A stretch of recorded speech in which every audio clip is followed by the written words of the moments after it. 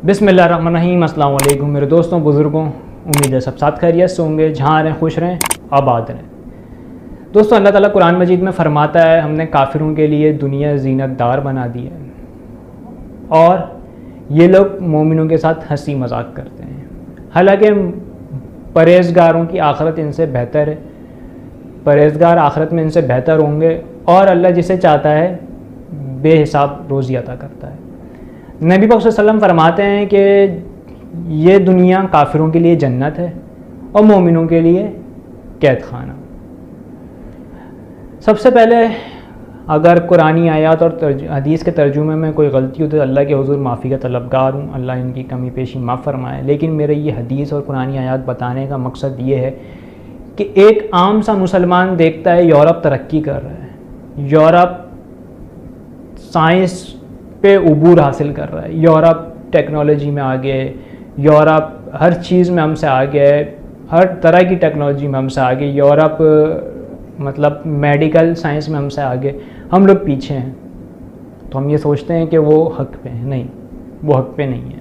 इसका ये हरगिज़ मतलब नहीं है, वो उन्होंने मेहनत की है, वो उसका फल पा रहे हैं। लेकिन वो हम उनसे कमतर नहीं हो गए, हम सुस्त ज़रूर हो गए लेकिन हम उनसे कमतर नहीं हैं। हमें भी तालीम हासिल करनी चाहिए, हमें भी तरक्की करनी चाहिए, लेकिन असल जो कामयाबी है ना वो इस पे बेस नहीं करती। और मेरी ये वीडियो बनाने का मकसद ये है कि मैं देख रहा हूँ मीडिया में और सोशल मीडिया में रबड़ के लिबरल हमें मुसलमानों को और बिलखुसूस पाकिस्तानी कौम को ये बताना चाह रहे हैं, उनको एहसास कमतरी में मुब्तला करना चाह रहे हैं, कोशिश की जा रही है और ये एक साजिश के तहत किया जा रहा है। अब मैं अक्सर लोगों को बोलता हूँ ना कि मैं अपने दोस्तों के बारे में बोलता हूँ ये कांडे वाले हर जगह पे काम कर रहे हैं, तो मेरे दोस्त कुछ कभी मान जाते हैं, कभी मेरा मजाक, हाँ यार हर जगह पे कांडे वाले। मैंने कहा भाई देखो बुराई के पीछे कौन है? शैतान है ना। बुराई पैदा कौन करता है? शैतान ही। फिर इंसान के अंदर कौन डालता है बुराई की ख्यालात? शैतान ही डालता है ना। तो ये अल्लाह ताला फरमाता है दुनिया में इंसानी की शक्ल में भी शैतानी गिरोह है ना। तो ये फिर बात समझ में नहीं आती कुछ लोगों के समझ में आ जाती है। खैर वो हमें ये बताने की कोशिश कर रहे हैं कि ये रबड़ के लिबरल और ये हमारे चाइना के दानिश्वर कि हम छोड़ दो दुनिया को, हमें अपना सोचना चाहिए, हमें अपनी तरक्की का सोचना चाहिए। मतलब नबी पाक ने फरमाया मोमिन एक जिस्म, उम्मत मुस्लिमा एक जिस्म की मानंद है। अब आप अलग करके कैसे तरक्की कर लोगे? आपका हाथ अलग है, पाँव अलग है, सर अलग है, दिल अलग है, तो आप कैसे तरक्की कर लोगे? आप कैसे रह सकते हो? फिर आप कैसे सर्वाइव करोगे? मुसलमान तो एक कौम है ना। अब आप ये सोचो सिर्फ आप पाकिस्तानी बन के सोचोगे, नहीं, मुसलमान बनना पड़ेगा। एक मुसलमान पे कहीं पे भी दुनिया के किसी कोने पे भी जुल्म होता है ना तो आपको सोचना चाहिए, चाहे वो चाइना में क्यों ना हो रहा हो। चाइना हमारा दोस्त मुल्क है तो इसका ये मतलब नहीं है कि वो मुसलमानों के साथ जो करे तो वो उसके लिए जायज़ है, या फिर कोई दुनिया के किसी भी कोने में जो हमारा दोस्त मुल्क में हो रहा होगा, हाँ यार चलो रशिया में हो रहा होगा, चलो सही है, कोई मसला नहीं। मुसलमानों के लिए स्टैंड लेना पड़ेगा और ये मुसलमान अवाम को भी चाहिए और मुस्लिम गवर्नमेंट्स को भी स्टैंड लेना होगा। लेकिन ये लोग बता रहे होते हैं कि ये लोग इतनी तरक्की कर रहे हैं, हम पीछे क्यों हैं? वो ये बताते हैं कि इसके पीछे मुल्ला है। नहीं, मुल्ला नहीं है। वो ये बताते हैं कि वहाँ पे निज़ाम है, यहाँ पे हमारा दूध वाला चोर है, सब्ज़ी वाला चोर है, गोश्त वाला चोर है, छोटे छोटे ना, मतलब ये सारे चोर हैं, वहाँ ऐसा नहीं नहीं नहीं नहीं, ये गलत बात है। क्या यूरोप अमेरिका में जेल नहीं है? क्या वहाँ पे चोरियाँ नहीं होती? वहाँ ज़िना नहीं होते? वहाँ रेप नहीं होते? क्या नहीं होता वहाँ पे कत्ल नहीं होते? कौन सा ऐसा जुर्म है जो यूरोप अमेरिका में नहीं होता पाकिस्तान में हो रहा हो? बता दो ना आप लोग मुझे। ऐसा कुछ नहीं है। मसला क्या है, वहाँ पे अगर जज कोई गलत काम करता तो उसको सज़ा मिलती है। कोई ब्रिगेडियर, कोई मेजर जनरल, कोई पॉलिटिशियंस, कोई ब्यूरोक्रेट्स वहाँ पे जुर्म करता है, उसको सज़ा मिलती है। यहाँ नहीं मिलती। मसला ये है। ये मसला आवाम का नहीं है, मुसलमान आवाम का मसला नहीं है, मसला है यहाँ की गवर्नमेंट का। यहाँ पे जो निज़ाम चल रहा है ना, दो निज़ाम चल रहे हैं यहाँ पे, एक अमीर के लिए अलग है, गरीब के लिए अलग है। अभी आप देख रहे हैं ना जहांगीर तरीन को, मैं आपको पहले ही बता देता हूँ कि उसको सज़ा नहीं होगी। अल्लाह करे, मेरी दिली ख्वाहिश है अगर ये मुजरिम है तो उसको सज़ा मिले, लेकिन नहीं। खैर, हमें ये बताने की कोशिश की जा रही होती है कि आप लोग तरक्की करोगे, आप लोग साइंस में आगे निकल जाओगे तो बहुत अच्छा होगा, आप कामयाब हो गए। नहीं है भाई, हमें करनी चाहिए, मुसलमानों को चाहिए पढ़ें, इल्म हासिल करें और टेक्नोलॉजी में आगे से बढ़ चढ़ कर हिस्सा लें, टेक्नोलॉजी में तरक्की करें, लेकिन कामयाबी नहीं है ये ज़िंदगी का मकसद इसको ना बनाएं।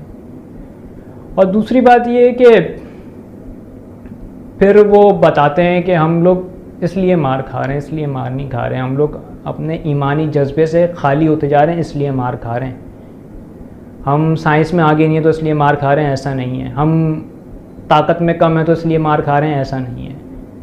वरना आप इस्लाम की हिस्ट्री उठा के देख लेना, 313 पे 1000 थे। फिर ग़ज़वा ओहद देख लो, कितने थे? 1000 पे 10,000 काफिर थे। क्या हुआ?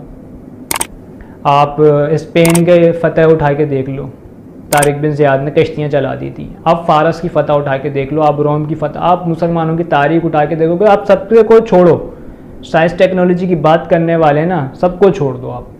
आप अफ़गानिस्तान जाके देख लो, क्या हुआ? अमेरिका क्यों जा रहा है? फ़तह हो गई अमेरिका को।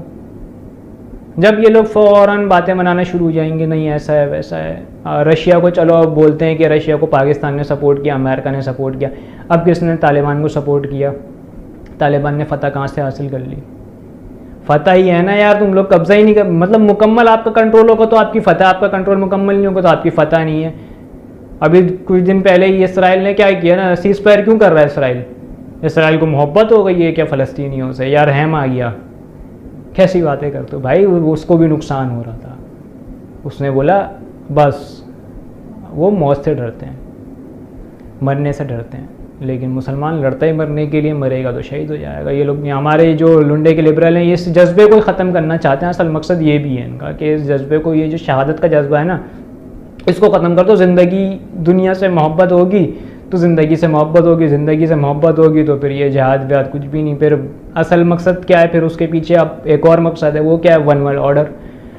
वन वर्ल्ड ऑर्डर होगा तो ही पूरा कंट्रोल होगा ना, तो उसको लाने के लिए सारी ये तैयारियाँ हो रही हैं। अब हमारे जो मासूम लोग हैं ना, वो इस चीज़ को नहीं समझते या समझना चाहते नहीं हैं।